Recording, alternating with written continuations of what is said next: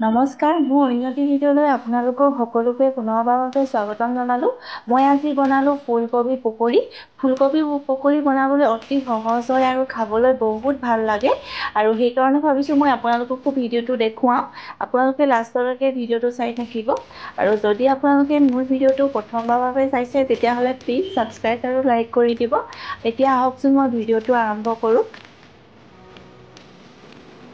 পানী গৰম কৰিছোঁ আৰু পানীখিনি উতল আহিব। ইয়াতে মই অলপমান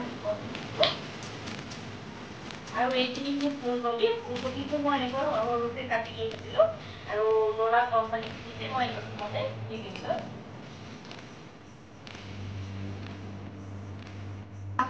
বইল কৰিলে হৈ যাব, কাৰণ উতলা গৰম পানী হয়, সেইটো কাৰণে মই পানী বইল কৰি বেছি বইল নকৰোঁ।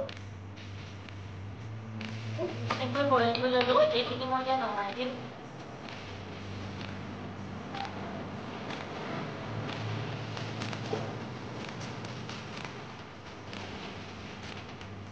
মই এইখিনি বেচন লৈছোঁ।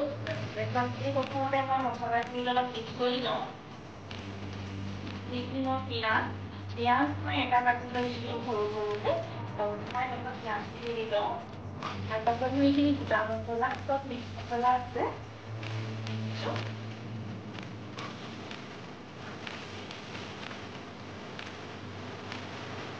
মই এইখিনি ৰেড চিলি পাউডাৰ লৈছোঁ, হালধি পাউডাৰ লৈছোঁ আধা চামুচ, আৰু মই এইখিনি ধনিয়া পাউডাৰ লৈছোঁ এটা চামুচ।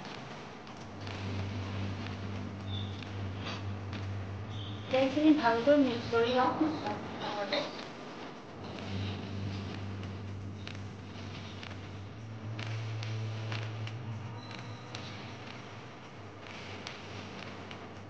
আৰু মই এইখিনি লৈছোঁ বেকিং চ'ডা অকণমান দি দিলোঁ।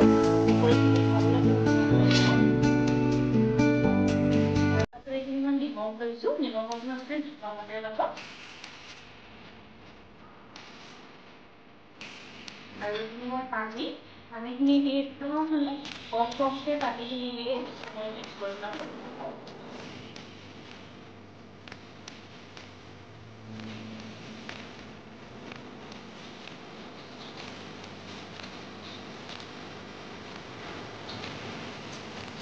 আপোনালোকে বাৰু ফুলকবি পকৰি খাইছে? যদি নাই খোৱা তেতিয়াহ'লে বনাবচোন, খাবলৈ বহুত ভাল লাগে। আৰু আবেলি চাহৰ লগত জুতি লাগিলে অকণমান ভাল লাগে, নহয় জানো? আমাৰ পকৰি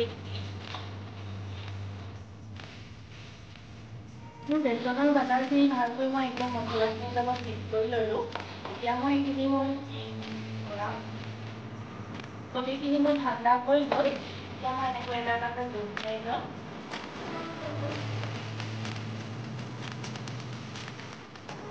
তেলতে এনেকৈ মই তেলত দি যাম। মোৰ তেলখিনি গৰম হৈ গ'ল, মই এটা ইয়াত দি দিছোঁ।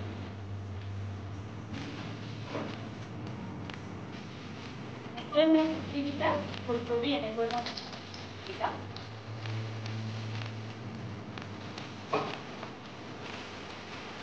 আৰু মোৰ এটা চাইড সিজি গ'ল, এটা চাইড আৰু লৰাইছোঁ যে লাহে লাহে লৰাব। ফুলকবি ভাজি যাবতে সেইকাৰণে এটা চাইড সিজাৰ লগে লৰাব, জলদি সিজি যাব।